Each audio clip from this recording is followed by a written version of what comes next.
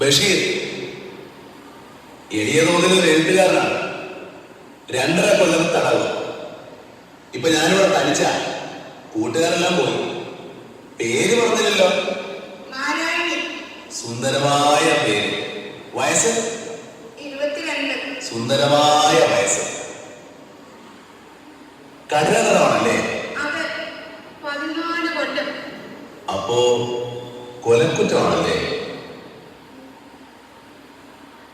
വന്നിട്ട് ഒത്തിരി നാളായോ? 1 കൊല്ലമായി. എന്തൊരു ജീവിതം. നാരായണി,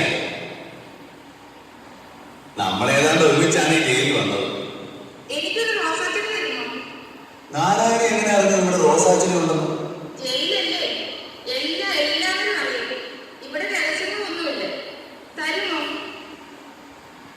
എന്താ മിണ്ടാത്തെ? നാരായണി, ഈ ഭുവനത്തിലുള്ള എല്ലാ പനനീർ ചെടികളും ഞാൻ നാരായണി തരും. ഒരെണ്ണം മതി, തരുമോ? ഓ, എന്തൊരു ചോദ്യമാണ് നാരായണി. തരുമോ? നാരായണി, അവിടെ തന്നെ നിൽക്കണേ. ഞാൻ ഇപ്പം കൊണ്ടുവരാം, കേട്ടോ? കേട്ടു. എന്തിനെ ബർക്കൂസിനെ ഓടി മരത്തി കയറുന്നത്? നാണമില്ലേ? ചുമ്മാ ഇവിടെ ഇറങ്ങി നടക്കണേ.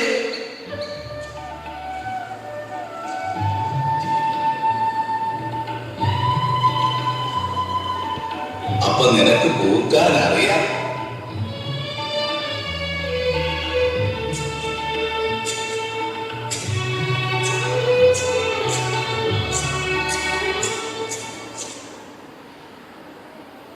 നാരായണി, നാരായണി, എന്തോ? ഞാൻ വിളിച്ചപ്പോ എവിടെയായിരുന്നു? ഇവിടെ തന്നെ ഉണ്ടായിരുന്നു. എന്നിട്ട് ഞാൻ മിണ്ടാതെ ഒളിച്ചു നിൽക്കുകയായിരുന്നു. കള്ളി. റോസാച്ചെടി കൊണ്ടുവന്നു. ബഷീര്, ബഷീര്,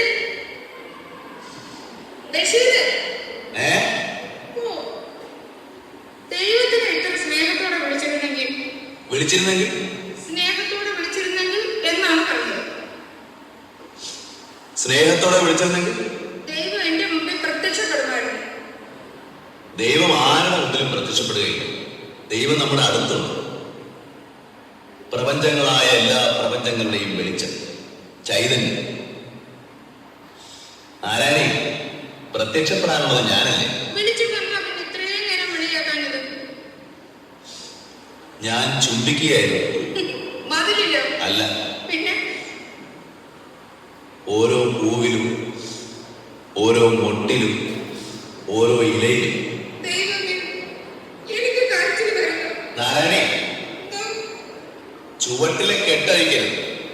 ഒരു കുഴി കുഴിച്ച് അതിൽ ഈശ്വരനാമത്തിൽ വെക്കുക. എന്നിട്ട് മണ്ണിട്ട് വെള്ളം ഒഴിക്കണം, കേട്ടോ? കേട്ടു. എന്നാ നാ വരുന്നു.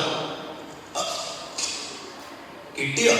ദൈവമേ, കിട്ടി. കമ്പുകളിലെ കെട്ടഴിക്കണം. അടിക്കാം. ഞാൻ പൂക്കളെല്ലാം ഉള്ളിയെടുത്ത് വെക്കാൻ പോവുകയാ. എവിടെ? മുടിക്കെട്ടില്ല. അല്ല, പിന്നെ